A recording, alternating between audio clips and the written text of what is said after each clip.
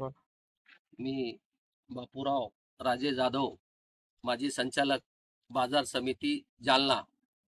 मी आज हे धरणे आंदोलन गेले 60 दिवसापासून समृद्धी, नांदेड, जालना या मार्गाचे जे काही बाधित शेतकरी आहे ते गेले 60 दिवसापासून राठी साहेब यांच्या नेतृत्वाखाली धरणे व आंदोलन बसलेले आहे. त्यांच्यावर फार मोठा अन्याय झालेला आहे आणि एवढे दिवस आजपर्यंत माझ्या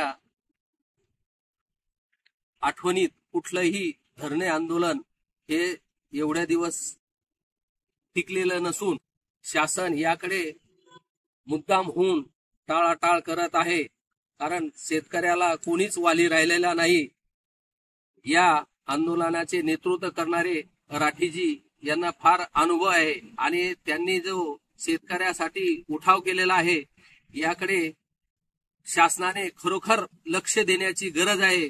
कारण शेतकऱ्याची ही काळी आई त्यांच्या हातातून एकदा गेल्यानंतर ह्या काळ्या आईला कित्येक वर्ष, कित्येक पिढ्या या जमिनीवर जगणारे असून आता त्यांच्या हातातून गेल्यानंतर त्यांना पुढे उदरनिर्वाहाचा कुठलाच साधन नसल्यामुळं शासनाने या वेळेस गांभीर्यपूर्वक लक्ष द्यावं. आता येणाऱ्या पावसाळ्या अधिवेशन सुरू होत आहे आणि शेतकऱ्याची फार दयनीय अवस्था आहे.